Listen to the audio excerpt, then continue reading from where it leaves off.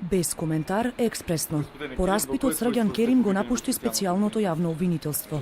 Поранешниот директор на Медија Принт Македонија, во чие време згаснаа вестниците Дневник, Вест, Утрински, во СЈО се задржа скоро половина час. На излегување го игнорираше прашањето дали чувствува одговорност за распадот на компанијата. Само порача дека сега не било време за изјави. Збориме за се кога ќе биде време. Сега не е. Дали чувствувате одговорност за падот нефте?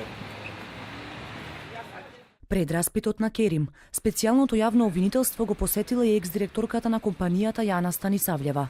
Од СЈО потврдија дека и двајцата се осомничени за неколку дела, како злоупотреба на службената положба и областување, лажен стечај и злоупотреби на парите на доверителите во износ од неколку милиони евра. Истражителите на специјалното јавно обвинителство влегоа во МПМ минатата година, откако го презедоа случајот од основното јавно обвинителство, каде кривични против раководството поднесе синдикатот на новинари.